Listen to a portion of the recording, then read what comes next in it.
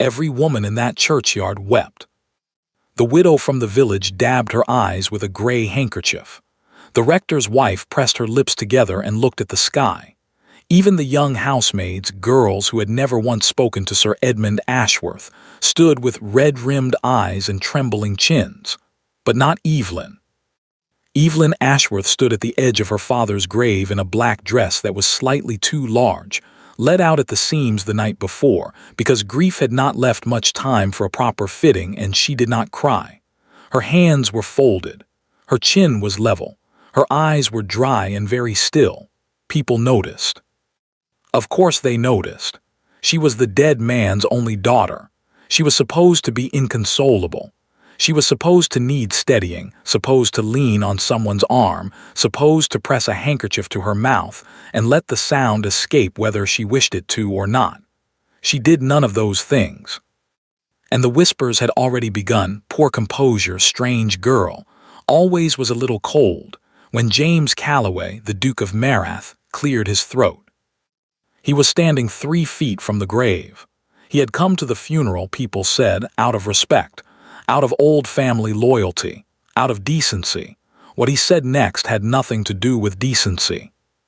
"Before we part," he said, in that voice that carried without effort, the voice of a man who had never once needed to raise it, "I wish to share news that I hope will bring some brightness to a sorrowful day." Evelyn looked at him then, just once, directly, and her expression did not change. "Miss Cecily Hargrove has done me the very great honor of accepting my proposal of marriage." The silence lasted exactly 2 seconds. Then the churchyard erupted, gasps, murmurs, a dropped prayer book, someone's sharp intake of breath that was almost a laugh and quickly smothered. Every head turned, half toward James, standing tall and untouched by the noise around him, half toward Evelyn, standing equally still at the grave's edge, hands folded, chin level, eyes dry. She was the only one who did not cry, not because she felt nothing, because she already knew. The mourning had started badly, as mournings tend to do when a father is being buried. Evelyn had woken before dawn, not from grief exactly, though grief was there, sitting heavy and unhelpful at the back of her throat, but from the particular anxiety of someone who has too much to manage and no one to help her manage it. The household accounts needed settling. The solicitor was coming Thursday. The rector had asked twice about the reading, and she had forgotten to confirm, and there was the matter of the flowers, which had arrived half-wilted because the order had been placed in the wrong village entirely. Her mother had been dead 11 years. There was no one else. So Evelyn had risen at 5, dressed herself, arranged everything that could be arranged, and arrived at St. Bride's churchyard with 10 minutes to spare and the specific, hollow composure of a woman who has been too busy to collapse. She had expected the stares. She was Sir Edmund Ashworth's daughter, the plain one, some people said, though they generally waited until they thought she couldn't hear. She had expected the sympathy, the pressed hands, the voices dropping half an octave to deliver their condolences like parcels too fragile to put down quickly. She had expected all of that. She had not expected James. Or rather, she had expected him, because he had always come when protocol demanded it, always appeared at the correct moment with the correct expression. She had simply, foolishly, allowed herself to believe that this time it would be different, that he would come not because protocol demanded it, but because something else did, because of the 11 years she had known him, because of the letters. Because of the evening last October in the library at Houseworth, when the fire had burned low, and he had looked at her in a way that she had spent 4 months trying to explain away and could not. He had arrived late, which was unlike him. He had stood slightly apart from the other mourners, which was not. His face, when she allowed herself one careful glance, was composed and unreadable in the manner she had come to know very well, the manner that meant he was performing composure rather than feeling it. She had thought, stupidly, "He came for me." She understood 2 hours later that he had come for the audience. The announcement landed in the churchyard like something dropped from a height. Evelyn heard the words Cecily Hargrove, great honor, proposal, marriage, and something happened in her chest that she could not have named precisely. Not surprise, Not quite. It was more like the specific sensation of a thing you have been bracing for finally arriving, the relief of impact after too long spent waiting for it. She had braced for this. She had told herself to brace for this. She had lain awake in the weeks after October and constructed careful arguments about why nothing had been promised, why a look in a library was not a declaration, why a man like James Calloway, heir to one of the oldest dukedoms in England, owner of 3 estates, burdened with the specific obligations of his name and his blood, would never, in any sensible world, choose a woman with no fortune and a father currently drowning in debt. She had been very thorough about it. And yet, she stood at the grave's edge and felt the assembled churchyard waiting for her to break. She could feel it as clearly as she could feel the cold March air on the back of her neck, that collective held breath, that terrible hunger for a reaction. They wanted tears. They wanted her hand pressed to her mouth. They wanted the satisfaction of a scene. She gave them nothing. Not because she was cold. Not because she didn't feel it. She felt it with a completeness that would have frightened her if she had let herself look directly at it. But she had been managing impossible things since 5 o'clock that morning, and she could manage this too. She would cry later, alone in the room at the end of the east corridor where no one ever came. She would sit on the floor if she needed to and let it be as bad as it was going to be. Not here, not for them, not for him. The mourners dispersed slowly, the way people do when something more interesting than a funeral has occurred, and they are not quite ready to stop discussing it. Evelyn accepted condolences with a steady hand and a steady voice, and thanked people for coming with a precision that felt, by the end, almost mechanical. James did not approach her. He stood at the far edge of the path, speaking to the rector, and then to old Lord Pemberton, and then to someone whose name Evelyn couldn't place, and every time she glanced toward him, which she did only rarely and only because it was unavoidable, he was looking very deliberately somewhere else. This told her everything she needed to know. A man who had done something careless by accident would have come to her, would have fumbled an explanation, would have said, "I meant to tell you," or "I am sorry for the timing," or anything at all. Any of the clumsy, insufficient things people say when they have caused pain without intending to. He said nothing. He did not come to her. He left before the last of the mourners, with a brief nod in her direction from 20 feet away. The kind of nod you give an acquaintance, a neighbor, someone you know only slightly and have no particular reason to address. Evelyn nodded back. She kept her hands folded, her chin level, her eyes dry and very still. It was only when the last carriage had rolled down the lane, and the churchyard was finally, mercifully empty, that she turned back to her father's grave and stood there for a long moment in the cold. He knew, she thought. Before he came here today, he already knew, and he came anyway. Not to speak to her, not to explain, not to ask forgiveness for the silence of the last 3 months. He had come here to make an announcement in a churchyard, over her father's fresh grave, in front of everyone who had ever known her name. And she still did not cry. But her hands, beneath the black gloves, were pressed so tightly together that the knuckles had gone quite white. There was, she thought, a letter waiting at home. Her father had left it on his writing desk with her name on the front in his familiar unsteady hand. She had not opened it yet. She had been too busy. There had always been one more thing to arrange. Tonight, she decided, she would read it. She had a feeling it was going to change things. She was right, but not in any way she could have anticipated standing there in the cold March churchyard, with the smell of turned earth and cut grass around her, and the sound of the last carriage long since faded down the lane. Not in any way at all. The story that circulated through the county, through drawing rooms and morning calls, and the particular kind of careful conversation that happens over tea when someone wants to say something unkind, and is looking for the most respectable way to do it, was simple enough. Sir Edmund Ashworth had died in debt. His daughter had no fortune, no connections worth speaking of, and no particular beauty to compensate for either. The Duke of Marath had been neighborly, nothing more. Whatever people had imagined between them had been exactly that, Imagination, the wishful thinking of a county with too little to occupy itself. Cecily Hargrove, on the other hand, had £40,000 and a father who sat in Parliament. The match made perfect sense. The story was tidy and it was logical, and almost everyone believed it. Almost everyone was wrong. Evelyn had known James Calloway for 11 years. Not in the way debutantes knew dukes, across ballrooms, through introductions, in the careful choreography of social occasions where every word was measured, and every glance assigned a meaning it may or may not have deserved. She had known him the way you know someone when your families share a boundary wall and a long history, and a habit of turning up in the same places without particularly planning to. She had been 17 when his father died, and James had inherited the dukedom at 22, arriving back from the continent with less ceremony than people expected and considerably more gravity. She remembered thinking he looked like a man who had been handed something very heavy and was deciding whether to put it down or learn to carry it. He had learned to carry it. He carried everything that way, quietly, without complaint, without asking anyone whether it was fair.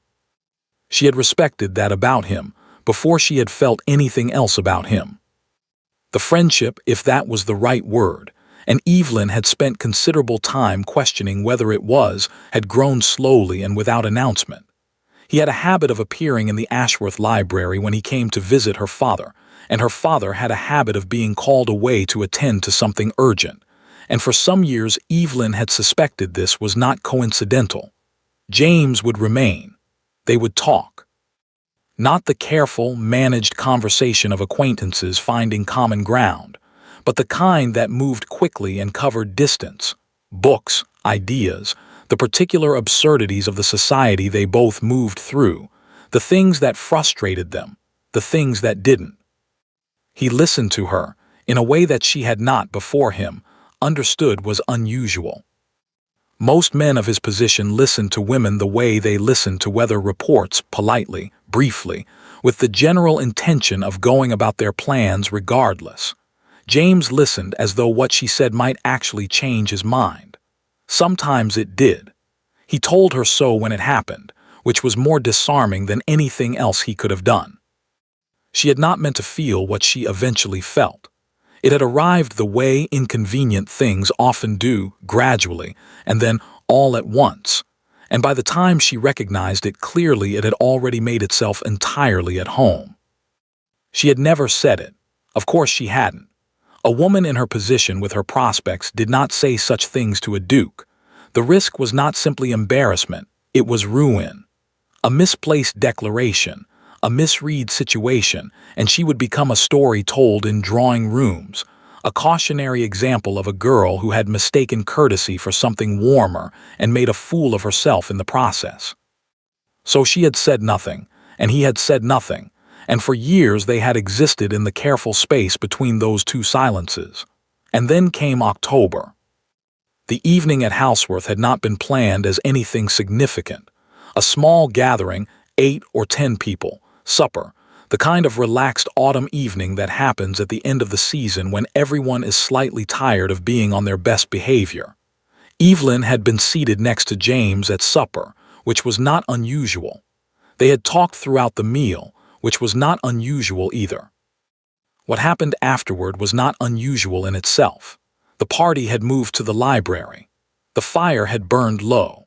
People had drifted in pairs and small groups toward different corners of the room, and Evelyn and James had ended up, quite naturally, without navigation, the way things happen when two people have spent years gravitating toward each other without acknowledging it, standing together near the window.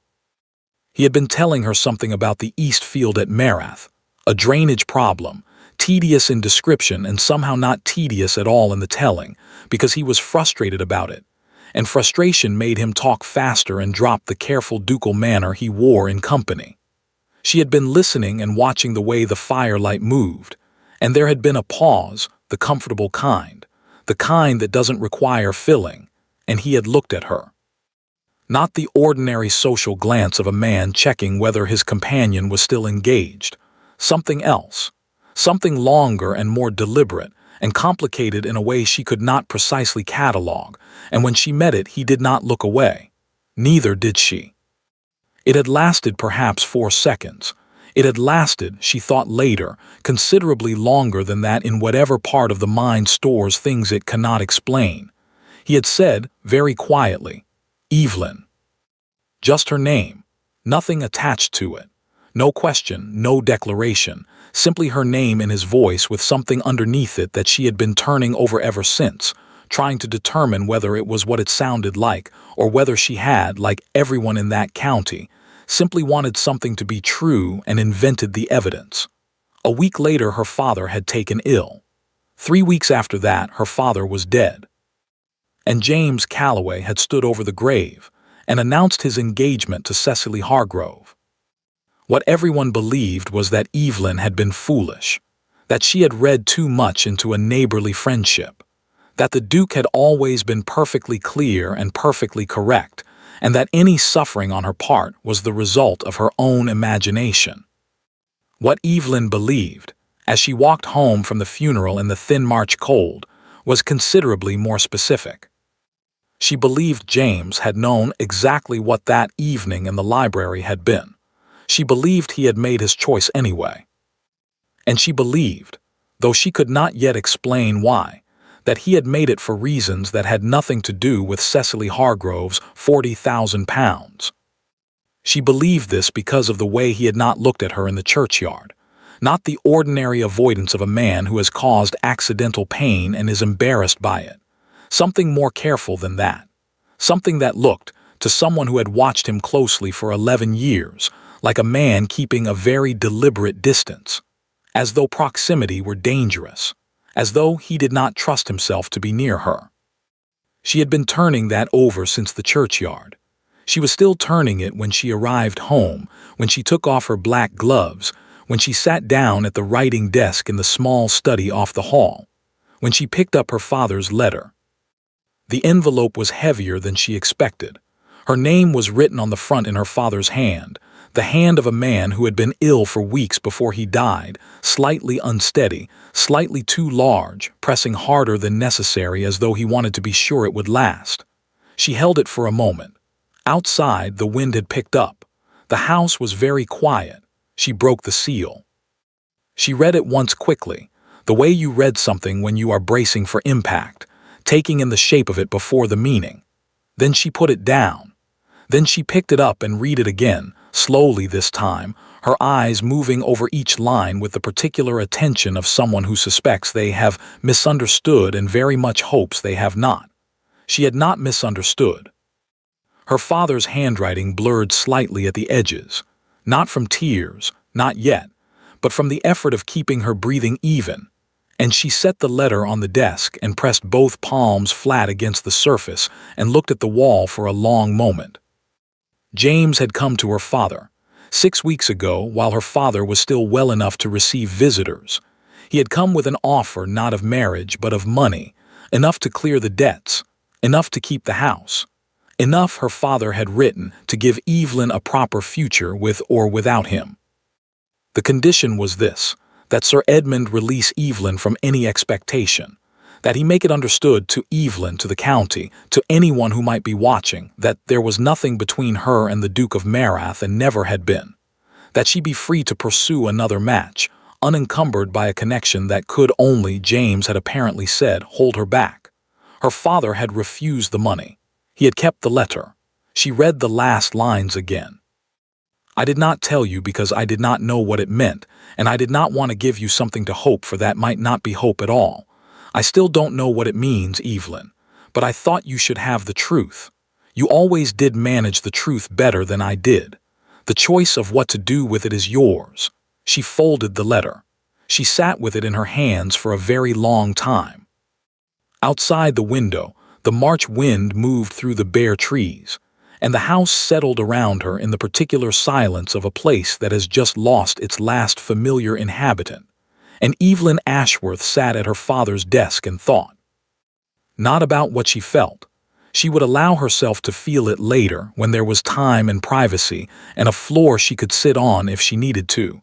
She thought about what it meant. A man who wanted to be free of her did not pay off her father's debts. A man who had chosen Cecily Hargrove for £40,000 did not offer £40,000 to be refused. He had tried to give her a future. He had simply, catastrophically, not asked her whether it was the future she wanted. She set the letter down. She pressed her hands flat on the desk again. And for the first time since the churchyard, something shifted in her chest, not grief, not anger, not the hollow relief of impact. Something that felt, cautiously and against her better judgment, like the first edge of understanding. There was a box under Evelyn's bed.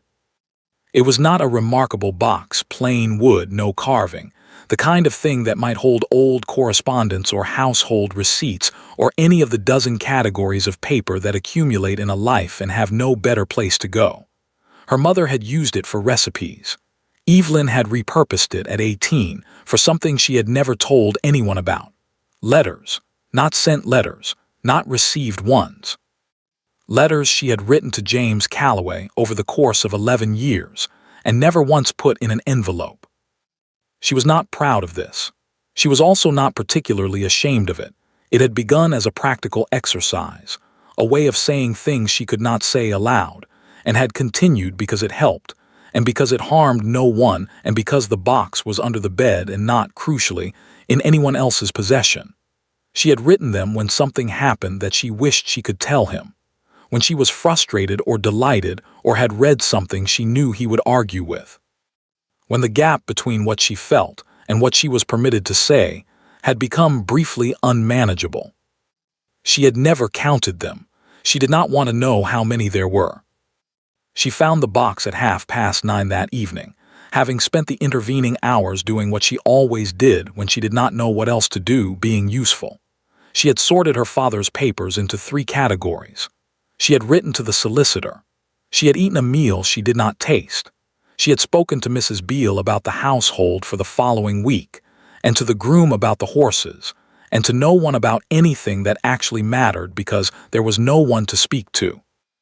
Then she had gone upstairs and sat on the edge of her bed in the dark for a moment, and then reached underneath it and pulled out the box. She did not open it immediately. She held it in her lap and thought about what her father had written. The choice of what to do with it is yours.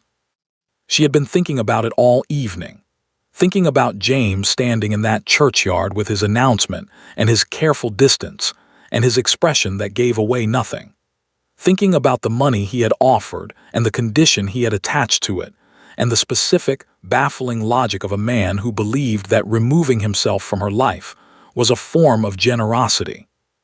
She had also been thinking, she could not help it, about what Cecily Hargrove was doing tonight, whether she was happy, whether she had any idea what she had agreed to.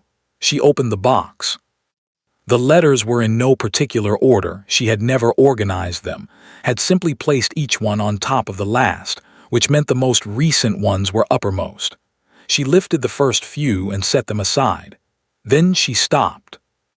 The letter on top of the older stack was dated October, 3 days after Halsworth. She did not remember writing it. She remembered the night, remembered sitting at the small desk by the window with the feeling of that library still somewhere in her chest, unresolved and persistent. She must have written it then. She picked it up. James. I am going to tell you something I would never say aloud, because saying it aloud would require a courage I don't have, and writing it here costs me nothing except honesty, which I find I can manage in private better than most places. I think you know what happened this evening. I think you felt it as clearly as I did.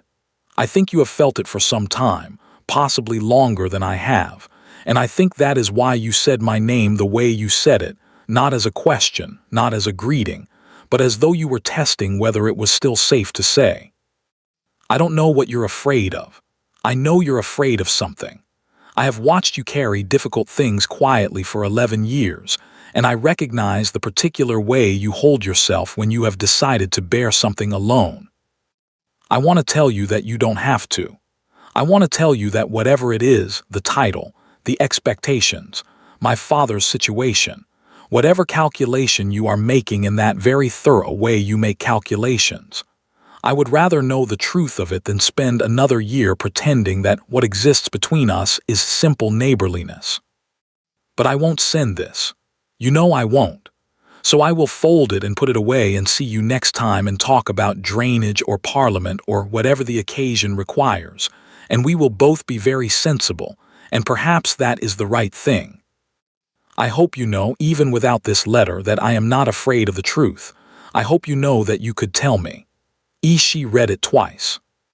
Then she folded it along its original crease and held it in both hands and felt something she had not expected to feel. Not sadness exactly, though sadness was present. Something more like recognition. The recognition of a woman who had been right about something important and had talked herself out of trusting it.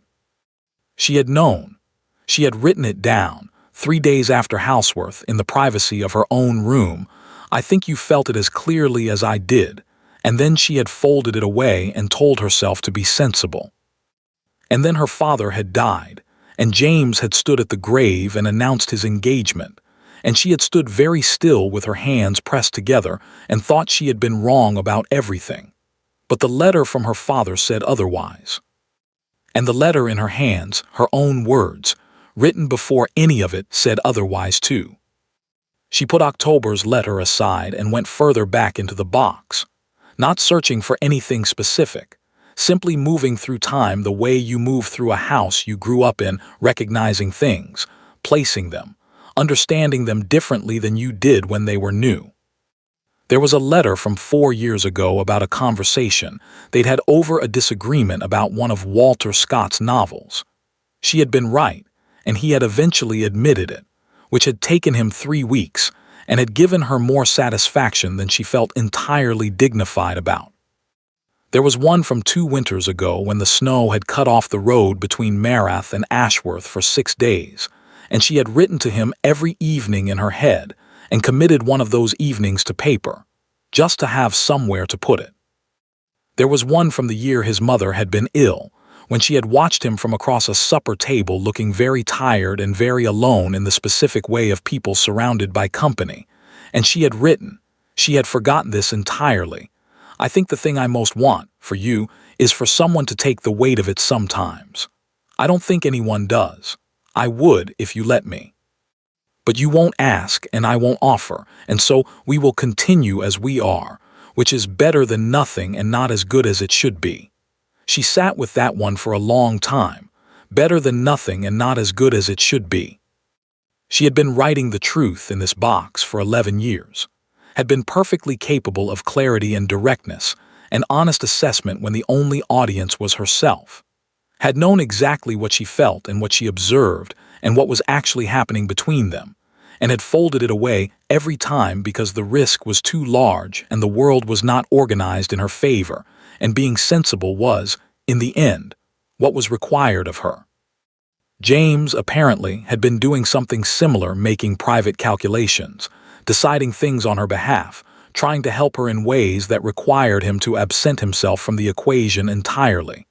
2 people, she thought, being extremely sensible in completely opposite directions. The absurdity of it was so complete that she almost laughed. Almost. She put the letters back in the box, carefully, in the same order she had found them, and slid it back under the bed. She went to the window. Outside, Marath's lights were visible across the fields, the upper windows lit, one lamp moving slowly behind the glass as though someone was walking through the house. She watched it for a moment. Then she went to her writing desk. She took out a fresh sheet of paper, uncapped the ink, and picked up the pen. She thought for a long time before she wrote anything. Then she wrote, James. She stopped, read his name in her own handwriting, put the pen down, picked it up again. There are things I should have said to you some time ago. I did not say them because I was being sensible, which I have since concluded was a significant error on both our parts. My father left me a letter. I think you know what was in it. I am not writing this to accuse you of anything. I am writing it because I have spent 11 years saying the right things and putting the true things in a box under my bed, and I find I am no longer entirely willing to do that. I have questions. Not accusations, questions. If you are the man I believe you to be, you will answer them honestly. If you are not, I would rather know that too. She read it back. Then she did something she had never done in 11 years of letter writing. She folded it, she addressed the envelope. She carried it downstairs and placed it on the hall table where Mrs. Beale would find it in the morning and send it with the rest of the post. She went back upstairs. She lay down on her bed without undressing. She stared at the ceiling and thought, well, that is done. For the first time since that morning, since the churchyard and the announcement and the white-knuckled hands inside the black gloves, something in her chest was quiet, not resolved, not healed, not anything so simple as that. But quiet in the way of a person who has finally, after a very long time, done the thing they should have done first. She closed her eyes. Outside, across the fields, the lamp in Marath's upper window continued its slow movement through the house. She did not see it stop. She did not see it stop for a very long time. Cecily Hargrove arrived on a Tuesday. Evelyn had not expected her. There had been no card, no note, no advance warning of any kind, simply a knock at the front door at 10:30 in the morning, and Mrs. Beale appearing in the doorway of the study, with an expression that managed to be both carefully neutral and extremely communicative. "Miss Hargrove, ma'am, she says she won't keep you long." Evelyn set down her pen.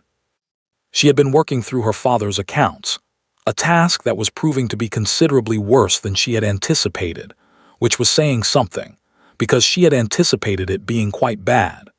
The numbers were not improving with examination. She had been sitting with them for 2 hours and her back ached, and her eyes were tired, and she was not, by any measure, in the best condition to receive the woman currently engaged to James Calloway. "Show her in," she said, "and bring tea, please."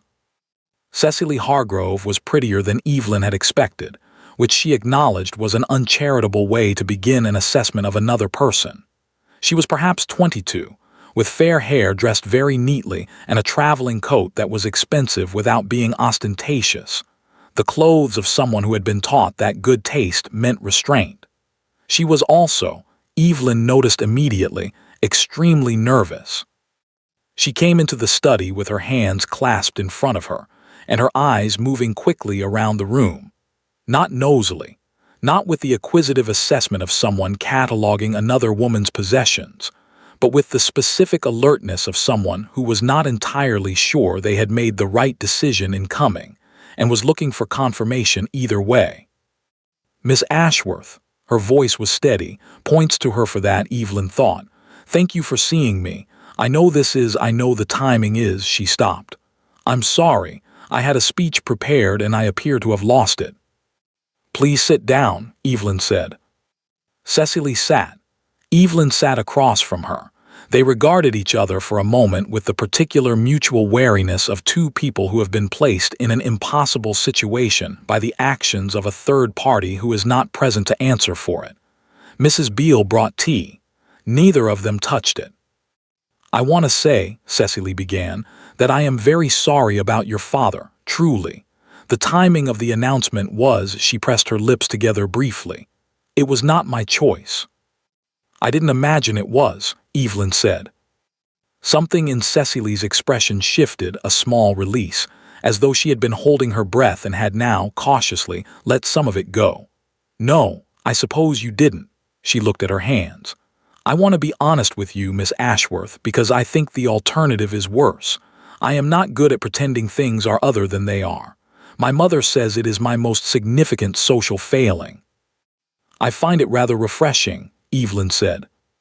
Cecily looked up.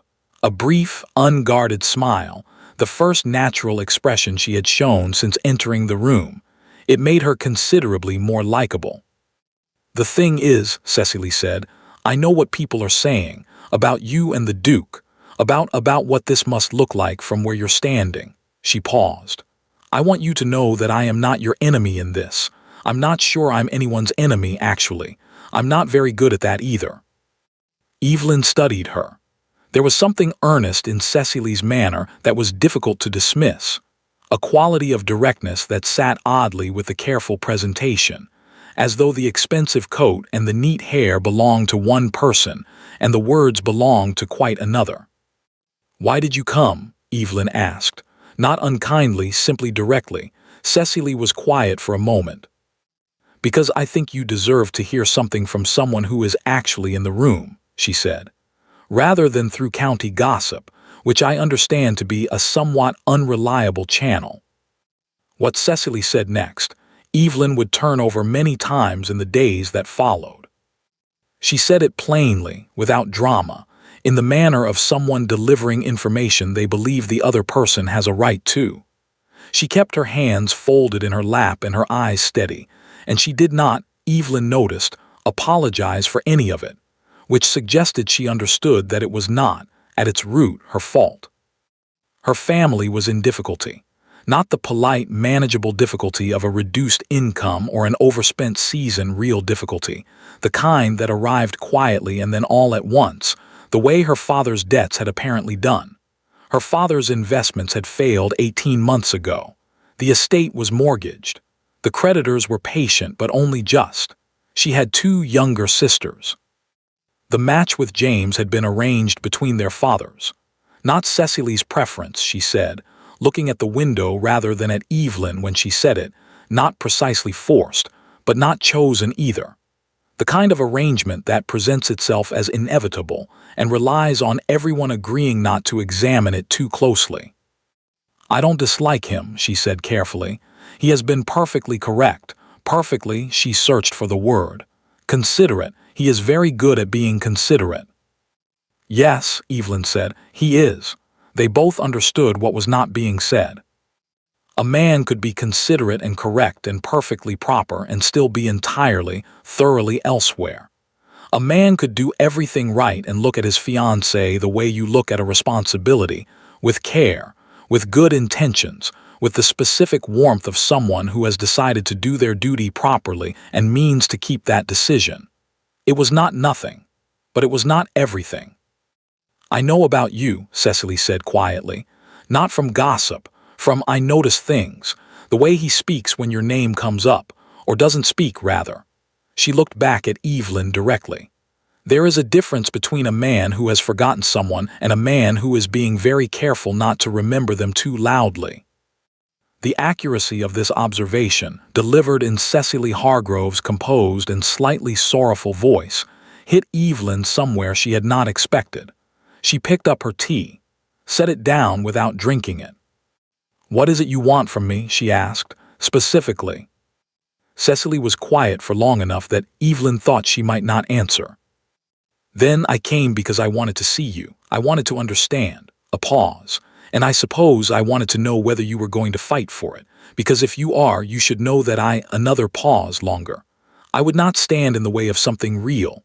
I am practical enough to understand the difference between a financial arrangement and a marriage, and principled enough, I hope, to know which one I'd rather have." The room was very quiet. Outside, the wind moved through the bare garden. Inside, 2 women sat across from each other in a dead man's study and said, with some difficulty, the things that the situation actually required. Evelyn thought about her box of letters. She thought about 11 years of folding the true things away and saying the sensible things instead. She thought about her father's letter, about the offer James had made and the condition he had attached to it, and the particular, maddening logic of a man who had decided what was best for everyone without consulting anyone. She thought about the letter she had finally sent, the one sitting now in Marath's postal tray, or perhaps already opened, or perhaps not yet arrived. She didn't know. She didn't know what James would do with it. She didn't know if it would change anything or simply be the latest in a long series of almost moments that went nowhere. She looked at Cecily Hargrove, sitting across from her with her hands folded, and her nervous precision, and her 2 younger sisters, and her honest, inconvenient integrity. She felt something she had not anticipated feeling. She felt sorry for her. Not the pitying sort of sorry, not the sorry that condescends. The genuine kind. The kind that recognizes something of yourself in another person's situation and understands that they did not choose it any more than you chose yours. You said you came to understand, Evelyn said. What did you find? Cecily considered this. I found, she said slowly, that the county gossip is wrong in most of the interesting ways. She looked at Evelyn steadily. You are not cold. You are not strange. You are someone who has been managing a great deal for a long time with very little assistance. A brief pause. And you are someone that a very foolish duke spent 3 months trying to give up, apparently without any success whatsoever. Evelyn said nothing, but something in her face must have moved because Cecily's expression softened. I think, Cecily said carefully, that you should go to the ball. Evelyn looked at her. The Pemberton ball, Cecily said. Next Friday. I know you weren't planning to attend. I know it would be, I know people would talk. A small pause. People are already talking. I find that once that ship has sailed, there is very little to be gained by staying home. You would be there, Evelyn said, with him. Yes, Cecily held her gaze. I would be there, as his fiancée, and you would be there as she paused. As someone who has every right to attend a ball and has done nothing wrong. She stood, smoothed her coat, picked up her gloves from the arm of the chair. I have been perfectly honest with you, she said at the door. More honest, probably, than I intended to be when I arrived. I hope you will, I hope it's useful. It is, Evelyn said. She meant it. Cecily nodded, moved to leave. Miss Hargrove, she turned. For what it's worth, Evelyn said quietly, you deserve better than a financial arrangement. Cecily was still for a moment. So do you, she said, and left. Evelyn sat alone in her father's study for a long time after the sound of hooves had faded down the lane. The accounts were still on the desk in front of her. The numbers were still bad.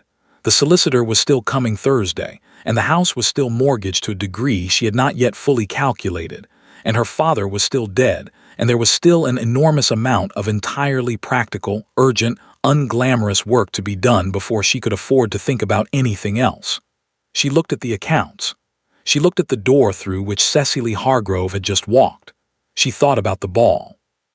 She thought about James, who had paid a great deal of money to free her from an expectation she had not asked to be freed from, and who had announced his engagement at her father's funeral, and who, according to Cecily, spoke her name with a particular kind of careful silence. She thought he made every decision, every single one. He decided what I needed. He decided what was best. He decided when to act and when to withdraw and when to protect me and how and from what without once asking. She pulled the accounts toward her. She picked up her pen. Friday, she thought, the Pemberton ball. She would need the dark burgundy dress.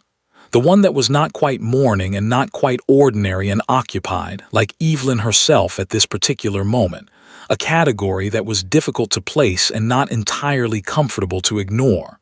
She would go, not to fight exactly, not with that word. But she had spent 11 years folding herself away into a box under the bed, and she had sent one honest letter, and a woman she had met for the first time 40 minutes ago had looked her in the eye and told her she deserved better than an arrangement. She was inclined, for once, to agree. The Pemberton ball was, by any measure, the social event of the early spring season. Lord and Lady Pemberton hosted it every year in the first weeks after the worst of the cold had passed, a tradition that had outlasted 3 monarchs, 2 significant renovations to the house, and at least one scandal that people still referenced obliquely when they thought no one younger was listening. The ballroom at Pemberton Hall held 200 people comfortably, and had held considerably more on occasions when comfort was considered secondary to spectacle. The chandeliers were original. The floors were famous. The supper was always excellent and always discussed at length, which Lady Pemberton considered a greater compliment than anything said about the dancing. This year, for the first time in living memory, the supper was not the most discussed thing in the room. Evelyn arrived late. Not dramatically late, not the entrance of someone who has calculated the effect and timed their arrival accordingly. Simply late in the practical way of a woman who had spent the afternoon with a solicitor receiving news that was worse than expected, had driven home to find that the kitchen fire had gone out, and Mrs. Beale was managing a minor crisis with the upstairs plumbing, and had dressed in 40 minutes with her hair done by her own hands because there was no one else.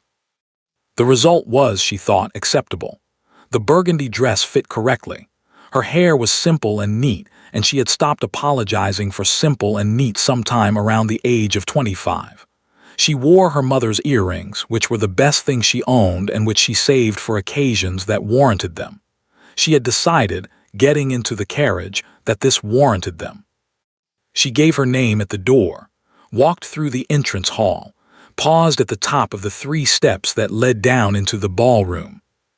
The room was very full and very bright, and very loud with the particular noise of 200 people who have been given champagne, and something interesting to discuss. She understood, within approximately 4 seconds of standing at the top of those steps, that she was the interesting thing. The whispers moved through the room the way ripples move across water, outward from the point of disturbance, reaching the far edges before the center had quite settled. She saw heads turn, saw fans raised and lowered, saw the specific choreography of people who want to look at something and are trying to appear as though they are not. She kept her chin level. She walked down the 3 steps at a normal pace. She accepted a glass of champagne from a passing footman and took a small, steadying sip. There, she thought, that is done. Lady Pemberton found her within minutes. Bless the woman, Evelyn thought, for being exactly the sort of hostess who moves toward rather than away from complicated situations. My dear, Lady Pemberton took both her hands, pressed them warmly, said nothing about the funeral, nothing about the announcement, nothing about the whispers that were still moving through the room behind Evelyn's back. Simply, I am very glad you came. Come and sit with me for a moment. Evelyn went gratefully. She did not look for James immediately. She was aware of him. She was always aware of him in rooms, had been for years, the way you develop a peripheral sense for someone you have spent a long time trying not to watch too obviously. She knew, without looking directly, that he was somewhere to her left, toward the far end of the room near the windows. She knew he had seen her. She knew this because the quality of not looking in that direction had changed the moment she entered, had become, very slightly, more deliberate. She talked to Lady Pemberton. She talked to old Colonel Fairfax, who was deaf in one ear and hadn't heard about the funeral announcement, and therefore treated her with the cheerful normalcy of someone who had no idea anything was amiss, which was the most relaxing conversation she had had in a week. She talked to the Mrs. Lowther, who were kind girls and very young and clearly burning with questions they were too well-bred to ask. She did not talk to James. She was aware, as the first hour passed, that he was aware of this. She saw Cecily before she saw James properly. Cecily was standing near the middle of the room in a pale green dress that suited her extremely well, talking to a woman Evelyn didn't recognize with the polite attention of someone whose mind is partially elsewhere. When she caught Evelyn's eye across the room, something in her expression did 2 things simultaneously: relief, and something more complicated that Evelyn couldn't fully read. She gave a small, nearly imperceptible nod. Evelyn returned it. There was an entire conversation in those 4 seconds that neither of them could have put into words, and both of them understood completely. James found her at the edge of the room near the second set of windows, during the pause between dances, when the noise dropped by half and the air moved through the briefly opened doors, and the room reorganized itself for the next set. She heard him before she saw him, that particular quality of his footstep, which she had apparently memorized without intending to and recognized now with an accuracy that she found mildly embarrassing. She turned. He was closer than she expected.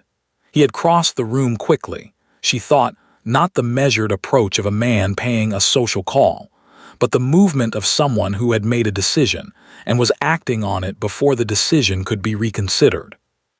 He looked, she thought, tired. Not the ordinary tiredness of a late evening, but something older than that, the particular exhaustion of someone who has been carrying something heavy and quietly for long enough that it has begun to show. Good, she thought, and was immediately ashamed of thinking it. Evelyn, his voice was low. The room around them was noisy enough that no one nearby could have heard. I didn't expect. I know you didn't, she said, a pause. He looked at her steadily. She looked back with the same steadiness. She had been practicing it for 11 years, this particular quality of meeting his gaze without giving anything away, and she was, by now, quite accomplished at it. Your letter arrived this morning, he said. I thought it might. I have been, he stopped, started again. I have been trying to think of how to answer it. You could simply answer it, she said. That generally works. Something moved in his expression, not quite a smile, but the ghost of one, the particular flicker of someone who is in a difficult situation and has just been reminded, briefly, of why the difficult situation exists in the first place. This isn't, he glanced around them. The room was beginning to reform for the next dance. This is not the right place. No, Evelyn agreed. It isn't, she waited. He said nothing further. She could see him calculating, measuring the room, the eyes, the distance between what he wanted to say and what the situation permitted.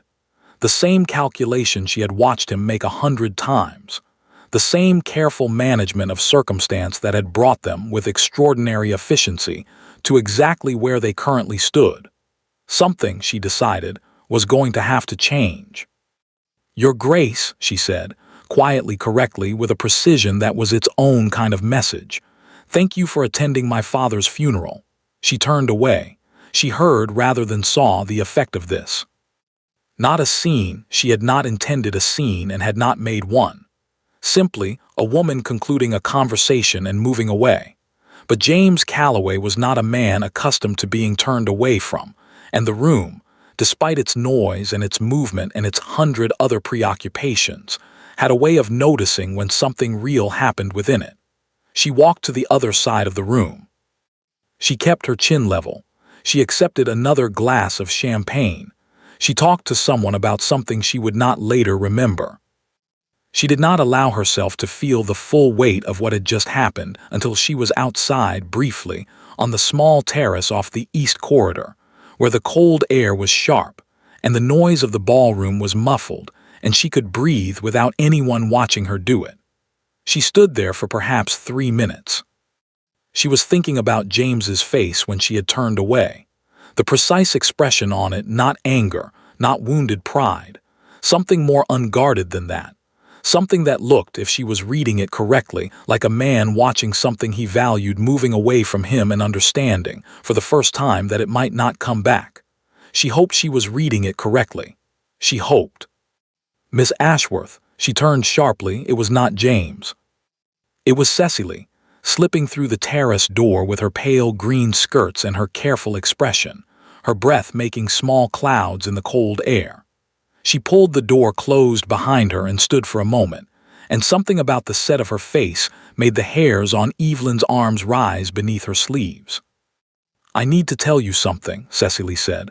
I should have told you on Tuesday. I thought I could. I told myself it wasn't my place. She stopped, pressed her lips together briefly. But I've been watching you this evening, and I think if I don't say it, I will regret it considerably. Evelyn set down her champagne on the stone balustrade. Tell me, she said. Cecily was quiet for a moment. The ballroom noise pressed softly against the doors behind her. In the garden below them, the first spring bulbs were pushing through the dark earth, pale and determined. The reason James agreed to this arrangement, Cecily said, was not my father's money. Evelyn went very still. My father has connections in Parliament, Cecily continued. There was a matter, a serious matter, involving your father's name, documents, a business association from some years ago that could have been made to look very damaging. She met Evelyn's eyes directly. My father had access to those documents. He offered to make them disappear. The price was this engagement. The cold air seemed to get colder. James agreed, Cecily said, because the alternative was a scandal that would have destroyed your father's name and followed you for the rest of your life. A pause. He agreed before your father died. He thought he was protecting you. Another pause, smaller. He thought you would never need to know. The silence between them was very complete. Evelyn heard the music start up again inside the ballroom. A waltz, bright and uncomplicated, entirely indifferent to what was happening on the terrace. "He traded himself," she said. Her voice came out very level, which surprised her. "To protect my father's reputation." "Yes."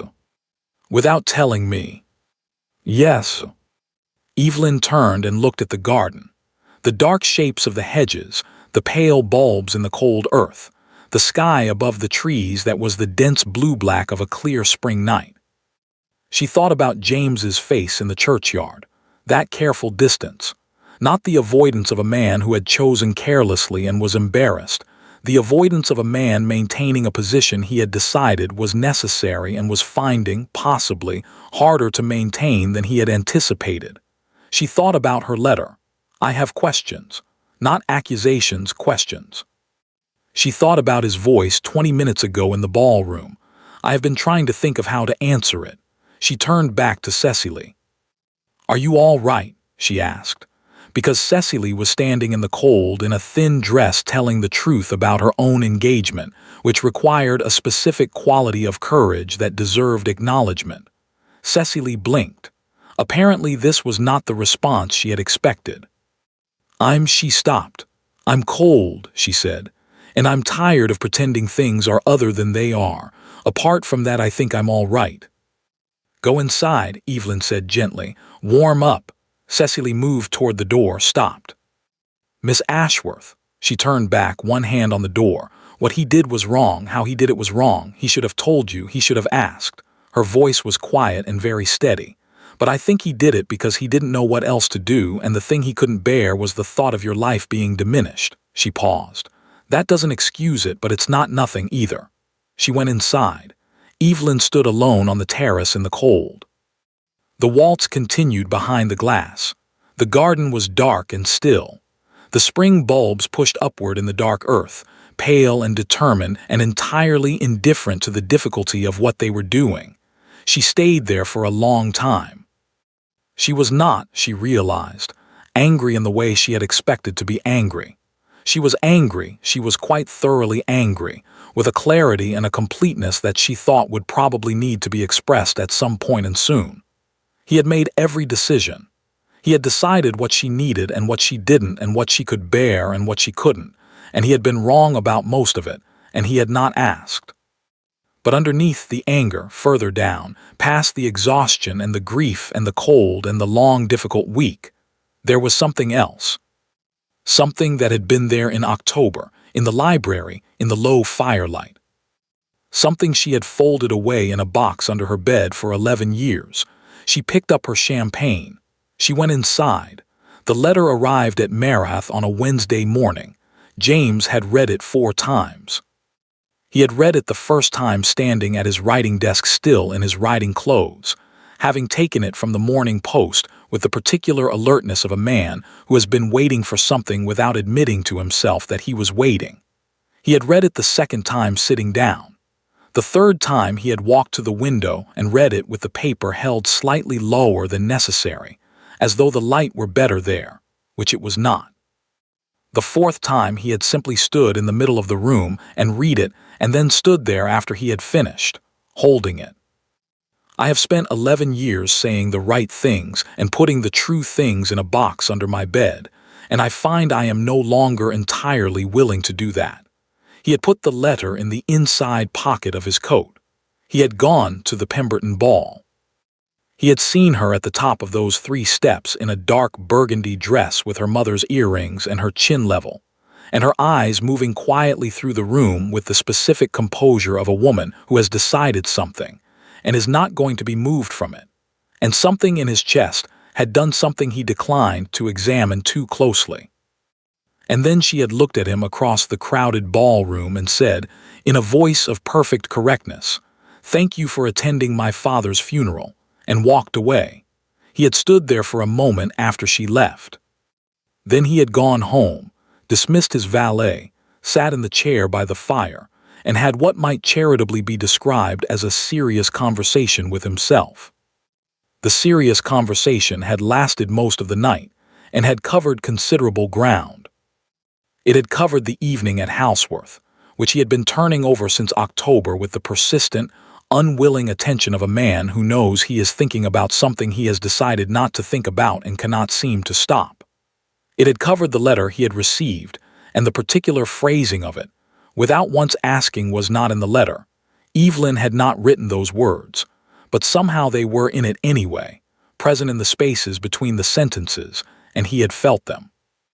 It had covered the arrangement with Lord Hargrove, which he had made in the specific urgency of a man who had learned something alarming, and had acted on the first available solution without sufficient examination of whether the solution was actually good. He had believed when he made it that he was being decisive, practical, that he was protecting someone who needed protecting, and that this was straightforwardly the right thing to do. He understood now, sitting in the chair at 2 in the morning with the fire burning low, that he had also been doing something else, something less straightforward. He had been removing himself from an impossible situation by making the removal appear necessary. He had given himself a reason, a genuine reason, a serious one. He was not pretending the threat to Evelyn's reputation had been invented, but he had also, if he was being honest, welcomed the reason, because the alternative was to stay, to say the thing he had been not saying since Houseworth, to ask Evelyn what she wanted and then actually wait for the answer. And he had been, he understood now, afraid of the answer. Not because he thought she would refuse him. He had thought about it enough to have formed a view on that, which he was not going to examine at 2 in the morning, because of what it would mean if she didn't, because of what it would cost her, the title, the obligations, the weight of his family's expectations, the specific and unrelenting demands of a life lived at the center of everyone's attention. Because she was someone who read widely and thought carefully and managed impossible things with quiet competence and deserved, he had concluded, a life that was actually her own. He had decided this on her behalf. He had not asked her. He had heard Evelyn's voice in his memory saying something she had said to him once about a mutual acquaintance who had made a series of significant decisions for his wife without consulting her. I imagine she found it very tidy. Other people's certainty always is. He had, at the time, agreed with her. He sat with that for a while. In the morning he sent for his solicitor. Not for the reasons the solicitor assumed. The man arrived with a cautiously optimistic expression and a folder of papers related to the Hargrove settlement, which James set aside immediately. I need to know, James said, the precise nature of the documents Lord Hargrove claims to hold, not the summary he gave me 6 weeks ago, the actual documents, their origin, their content, and most importantly, whether they would withstand scrutiny. The solicitor looked at him carefully. Your Grace. I should have asked these questions 6 weeks ago, James said. I am asking them now. What the solicitor told him over the following 2 hours rearranged several things James had believed to be fixed. Lord Hargrove had presented the situation 6 weeks ago with the confidence of a man holding strong cards. There were documents, he had said, linking Sir Edmund Ashworth to a business venture that had collapsed under circumstances that could generously be described as irregular. If these came to light, the Ashworth name would be damaged. Miss Ashworth's prospects, already limited, would be destroyed entirely. James had believed him. He had acted on the belief. He had not, in the urgency of the moment, done what he always did in every other area of his life, which was to examine the claim from every angle before accepting it as true. The solicitor, who had spent the last week quietly investigating at James's request, following a vague unease that had been growing since the Pemberton ball, had found something considerably more complicated. The documents existed. That part was true. What was not true, or rather, what was considerably less simple than presented, was their significance.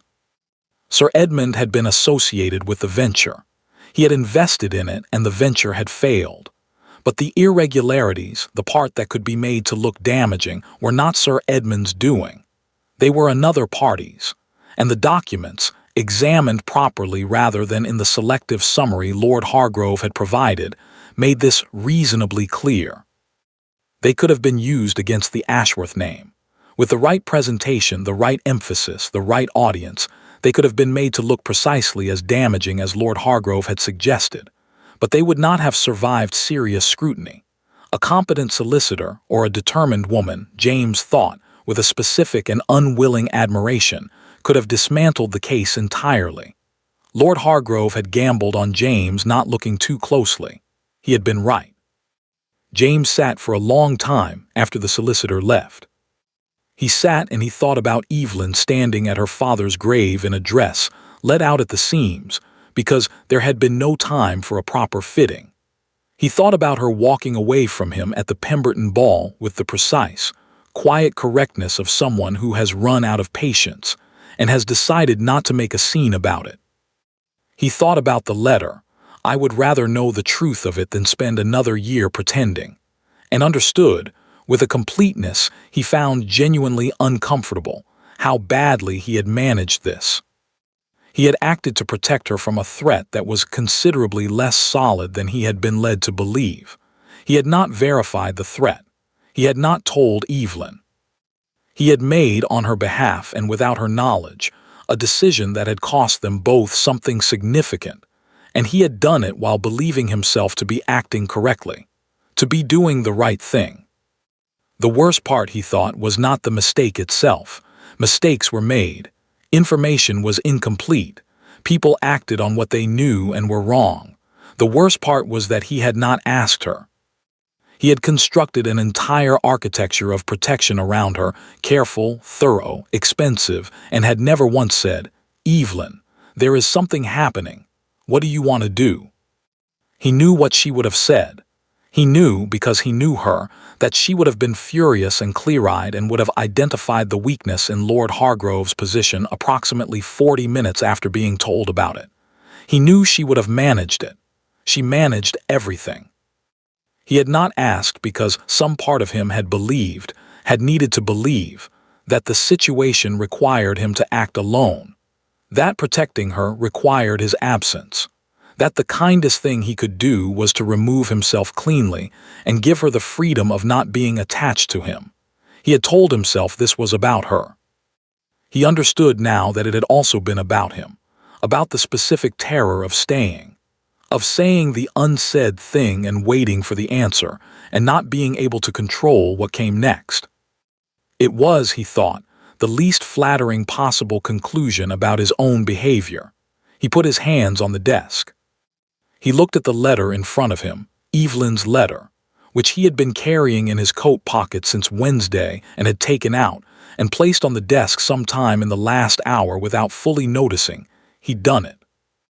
"I have questions, not accusations, questions. If you are the man I believe you to be, you will answer them honestly." He picked up his pen. He began to write. He stopped after 3 sentences. Not because the words were wrong, they were adequate, they were honest, they said what needed saying, but because they were words on paper, because he had spent 11 years in a particular relationship with Evelyn that had been conducted largely through proximity and conversation, and the specific, insufficient communication of two people who understood each other very well and had never once said the most important things. He did not want to write another letter. He put down the pen. He called for his horse. He arrived at Ashworth just after noon. The house looked, he thought, very quiet. Not the quiet of a comfortable afternoon, but the quiet of a place that had lost its organizing presence and had not yet found a new one, the particular stillness of a house in transition, neither what it had been nor what it was going to become. Mrs. Beale answered the door with an expression that managed to be welcoming, guarded, and extremely attentive to detail simultaneously. "Is Miss Ashworth at home?" he asked, a pause. "She is in the garden, Your Grace." He found her at the far end of the kitchen garden, which was not where he had expected to find her, and was in retrospect exactly where he should have. She was in a plain gray dress with her sleeves rolled to the elbows and her hair coming slightly loose from its pins, kneeling beside a raised bed with a trowel in her hand, and a focused expression that suggested she had been doing this for some time, and found it considerably more straightforward than most things currently happening in her life. She heard him approach. He knew she heard him. He saw the slight adjustment in her shoulders, the deliberate continuation of what she was doing for 3 or 4 seconds before she looked up. She looked up. Her eyes were very clear. Whatever she was feeling, and he had some sense of what she was feeling, she was not going to make this easy for him. He was glad of it. He stopped a few feet away. He stood in the thin spring sunlight with his hat in his hands and looked at her kneeling in the garden, and understood that he had arrived at the moment that everything before it had been, in one way or another, postponing. He said, "I owe you a considerable explanation." Evelyn sat back on her heels. She set the trowel down carefully. She looked at him with the expression he knew best, steady, patient, giving away nothing, waiting. "Yes," she said, "you do." He opened his mouth. She said, "But before you give it," she looked at him directly, with a precision that he felt somewhere behind his sternum. "I have one question, and I want you to answer it before you explain anything, before you tell me your reasons or your intentions or what you were trying to protect me from." He waited. "Did you," she said, "at any point consider asking me what I wanted?" The garden was very quiet. A bird moved in the hedgerow. The spring air was cold and clean and utterly indifferent. James Calloway, Duke of Marath, stood in the thin sunlight with his hat in his hands and looked at the woman kneeling in the garden and told her the truth. "No," he said, "I didn't."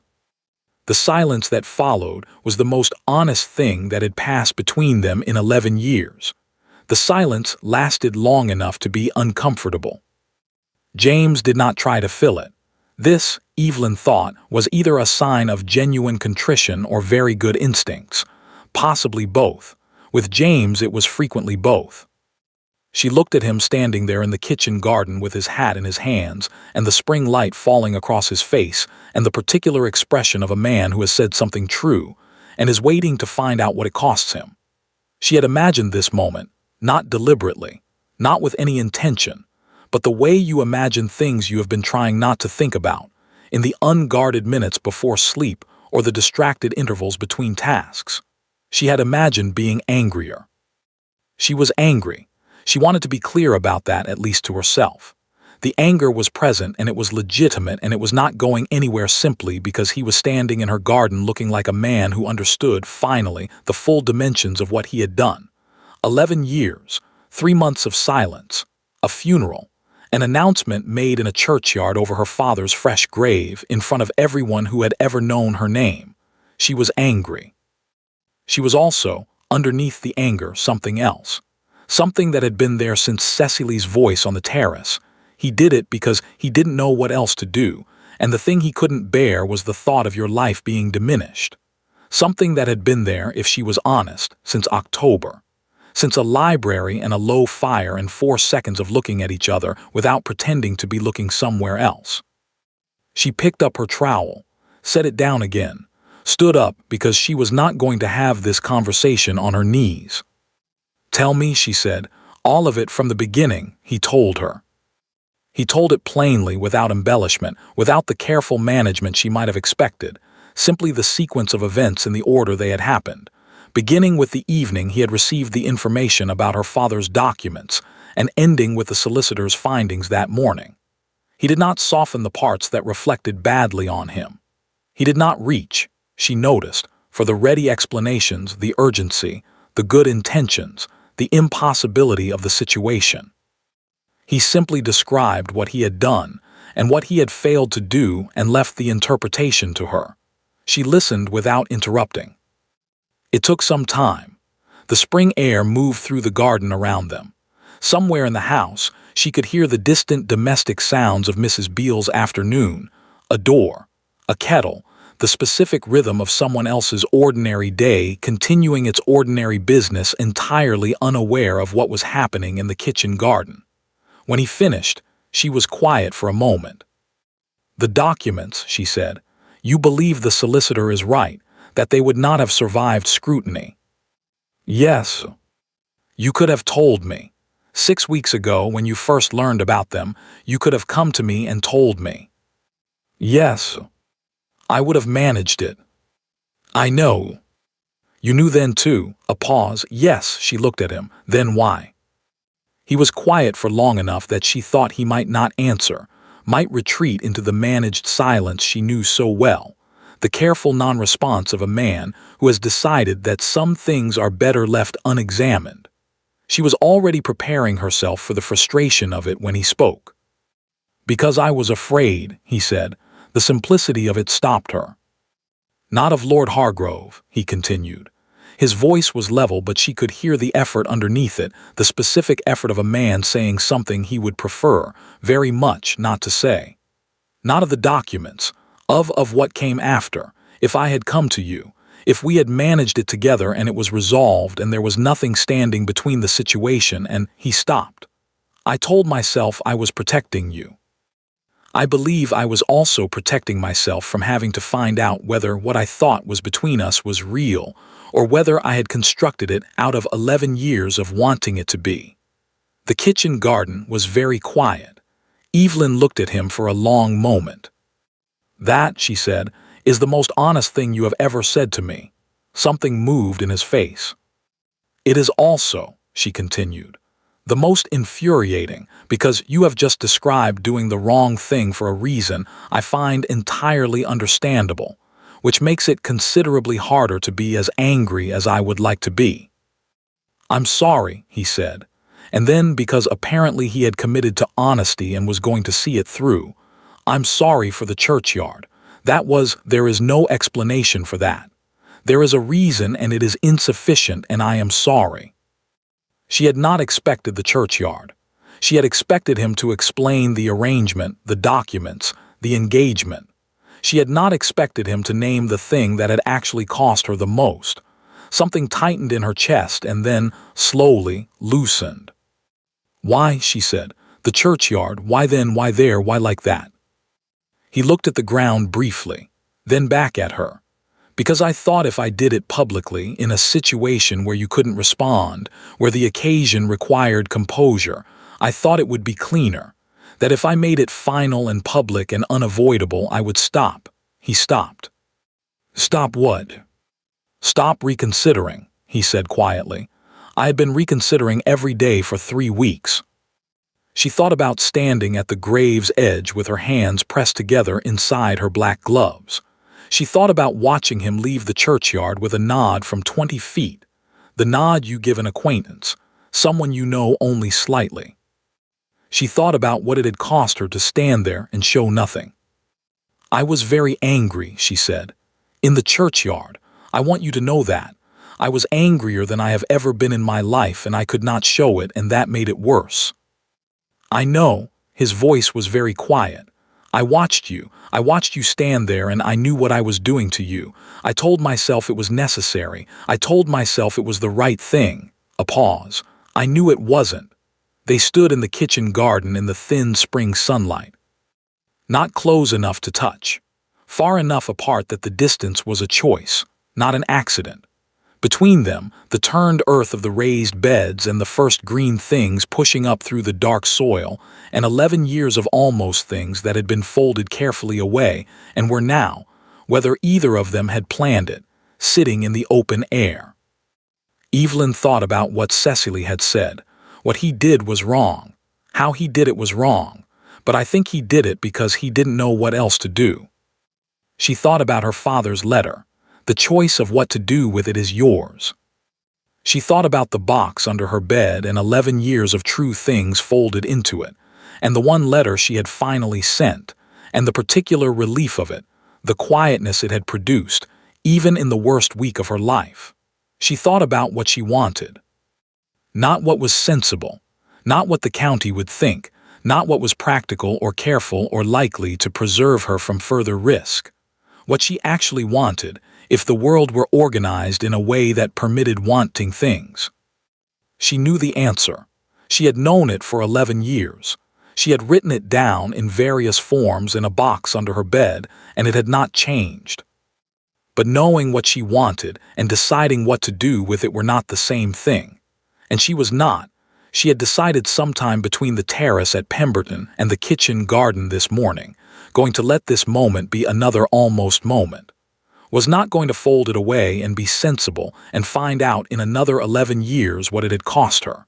She looked at James. "The engagement," she said, "Cecily." "I spoke to Lord Hargrove this morning," he said, "before I came here. The arrangement is based on a misrepresentation and I have told him so. The engagement will be dissolved." "Does Cecily know?" "Not yet. I intend to speak to her today. I believe," a small pause, "I believe she will not be entirely devastated." Evelyn thought about Cecily on the terrace in the cold, pale green dress and her two younger sisters and her honest, inconvenient integrity. "I would not stand in the way of something real." "She deserves better than a financial arrangement," Evelyn said. "Yes," James agreed, "she does, a bit." "So do you," he said quietly. She looked at him. He was watching her with the expression from the library at Houseworth, the one she had spent 4 months trying to explain away and could not. The one that was not a question and not a declaration but something that lived in the space between them, had always lived there, and was now simply declining to pretend otherwise. "I have a list," she said, "of things you did wrong. It is not a short list. I expected it wouldn't be. I intend to go through it with you. I know. At some length. I understand.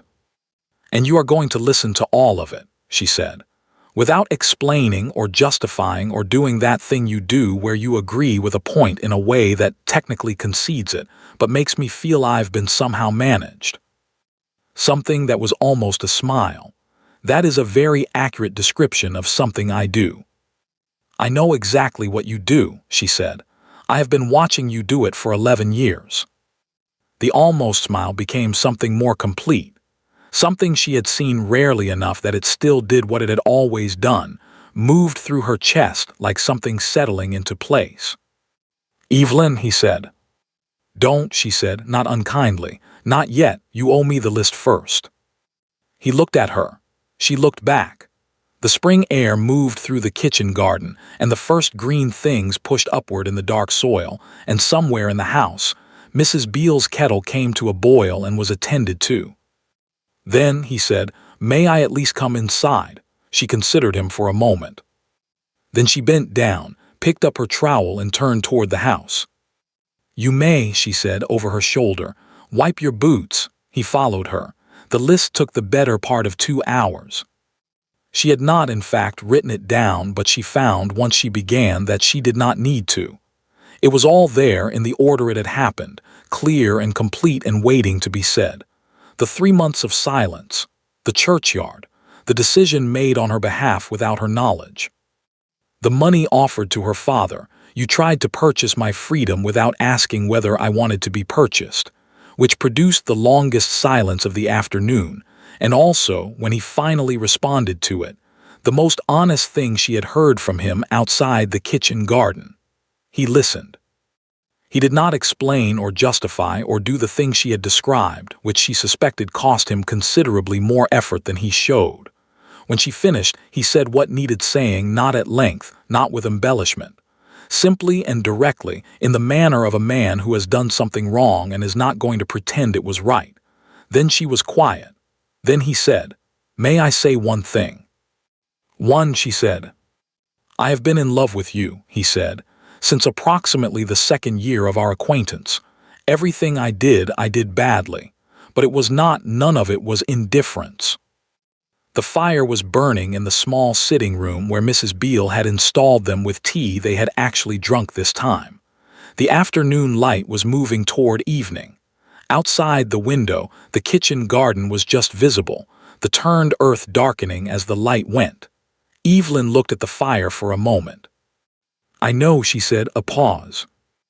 "I know," she said again, more quietly. That was the most infuriating part. She did not forgive him all at once. She wanted to be clear about that, to herself primarily, because she had a long history of being her own least reliable narrator when it came to James Calloway, and she intended to be careful.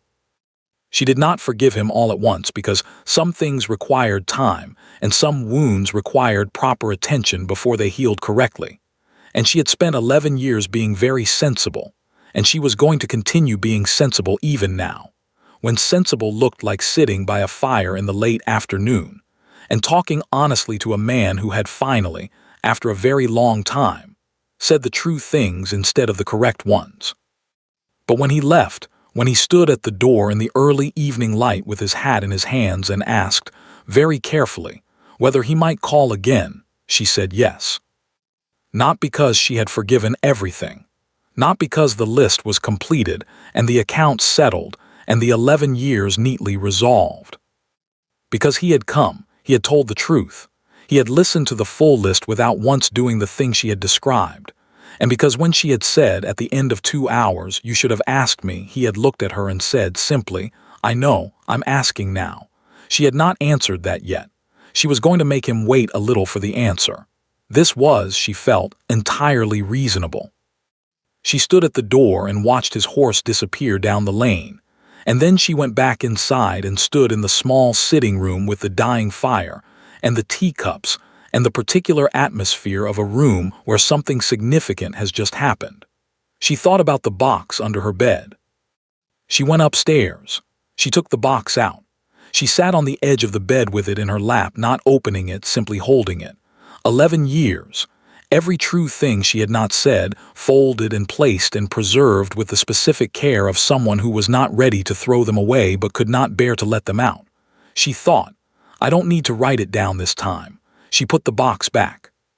She went to the window and looked out at the lane, which was empty now, the last of the evening light moving golden across the fields toward Marath. She was not finished being angry. She was not finished requiring things of him. She had a great deal of work ahead, the solicitor, the accounts, the house, the long, slow business of setting a life in order after it had been disrupted.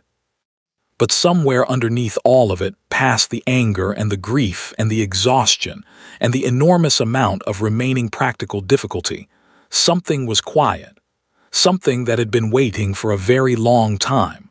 She let it be quiet. The morning began, as most mornings did at Marath, with more correspondence than any reasonable person should have to manage before breakfast. Evelyn managed it anyway.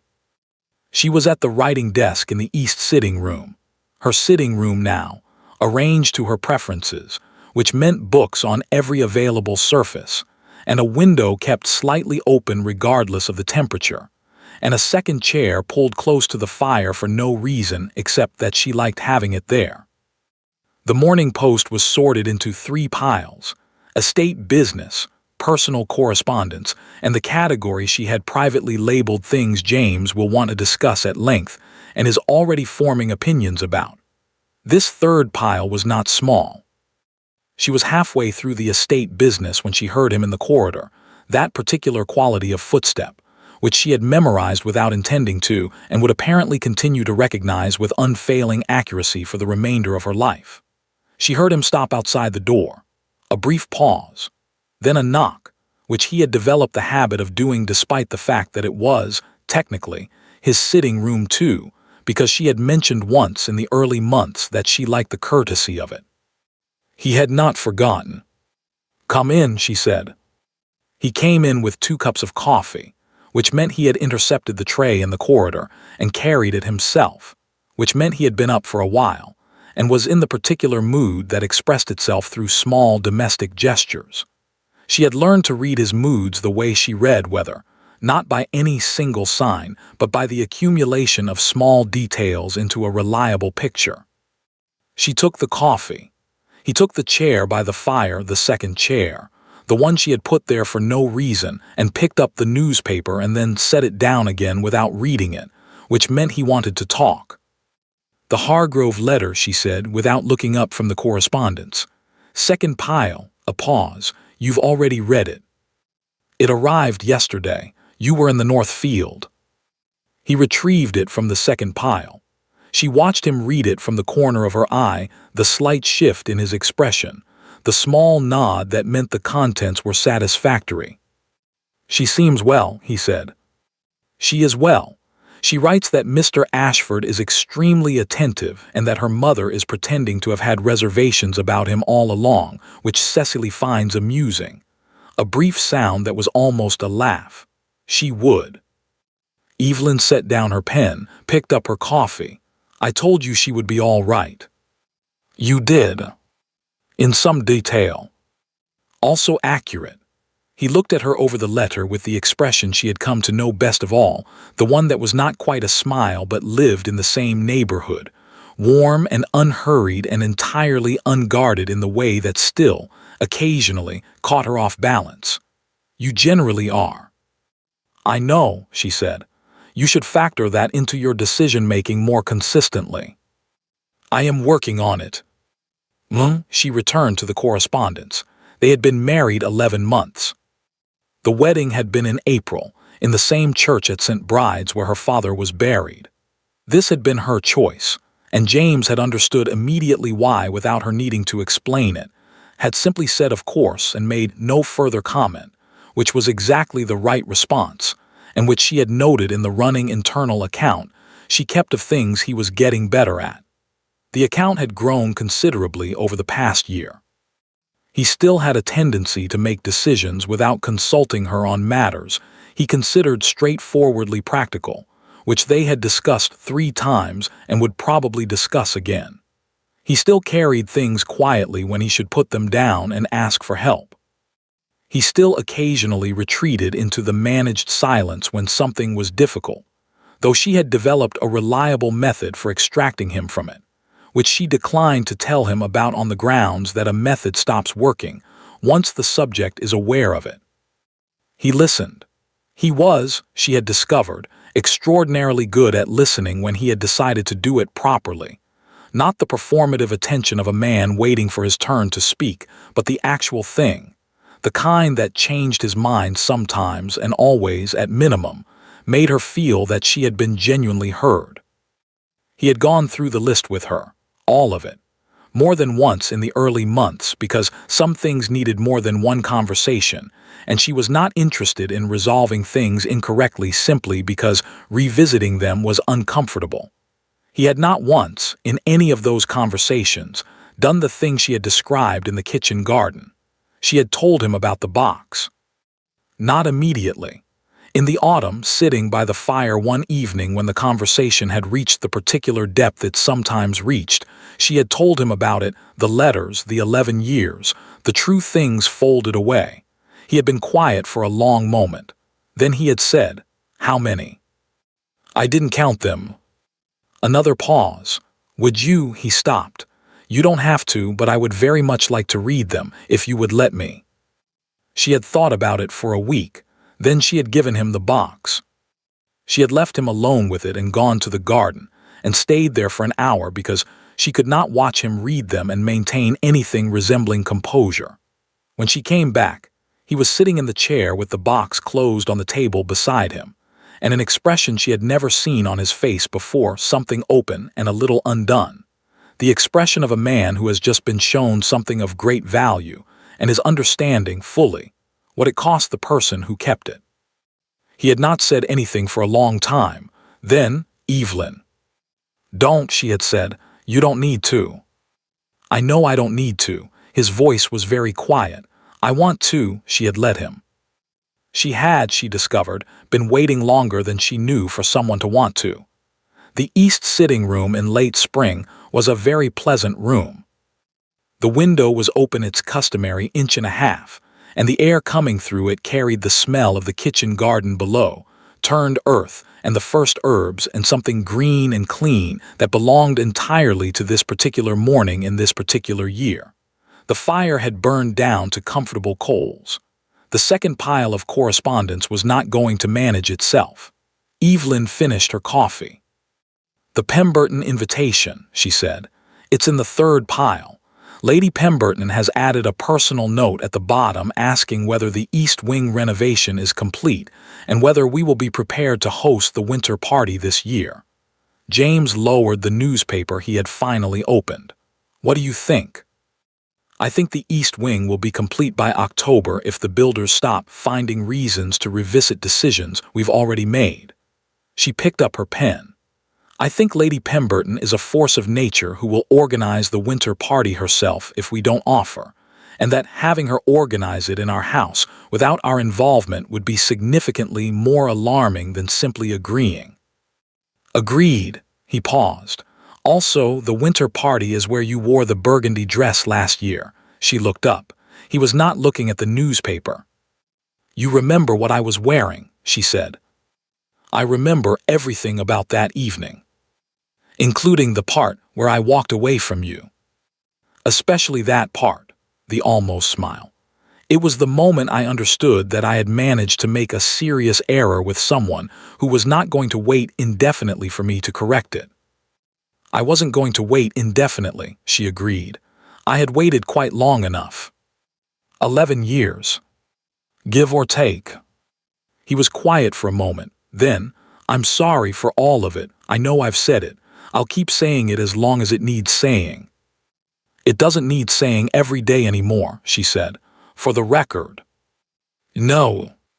"No," she returned to the correspondence. "It needs saying occasionally, when the occasion warrants it." A brief pause.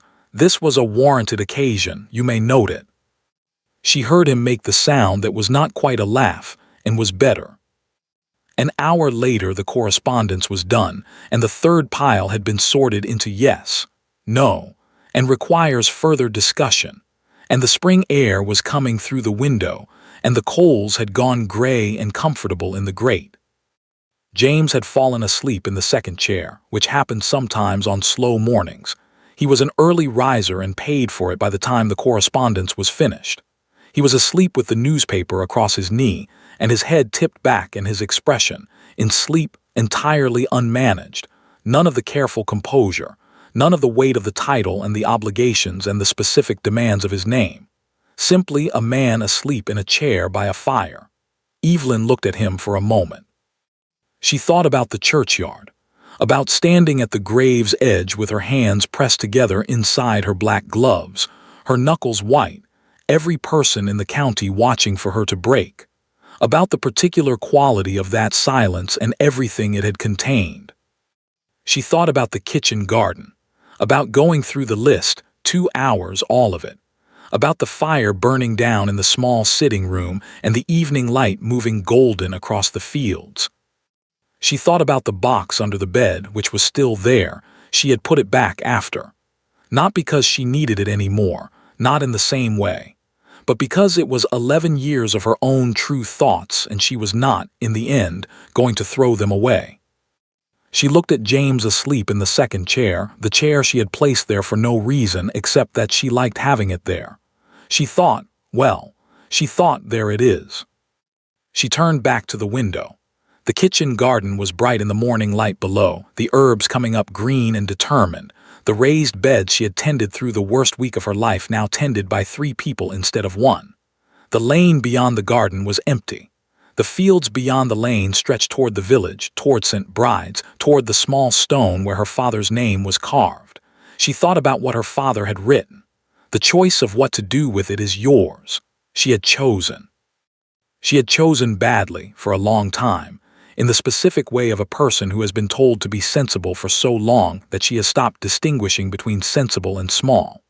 She had folded the true things away and managed the impossible things and stood very still while the world made decisions around her. And she had done all of this with a competence so complete that no one had noticed, perhaps not even herself, how much it cost. And then she had sent a letter.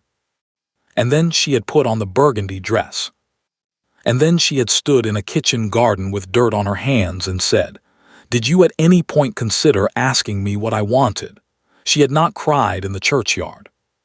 She had cried twice in the year since, once in the early autumn alone for her father, properly and at length and on the floor of the east corridor where no one came. Once on the morning of her wedding, which she had not anticipated and which had arrived without warning while she was pinning her hair. A sudden and complete and entirely different kind of grief and relief together, as though something that had been held for a very long time had finally, at the specific moment it was no longer needed, let go. She did not think of herself as someone who cried easily. But standing at the window in the spring morning with the garden below and the coals gray in the grate and James asleep in the second chair, the chair she had placed there for no reason, except that she liked having it there, except that it was for him, had always been for him, even before she admitted it, she felt something loosen in her chest. Quiet and certain and long overdue. She did not cry. She smiled. She picked up her pen and began the next letter. Thank you for listening to the story all the way to the end. If you enjoyed one of our stories, let us know where you're watching from in the comments. And if you'd like to support the channel, you can join as a member or send a super thanks or super chat. Your support helps us continue creating more stories like this. Don't forget to subscribe for more stories.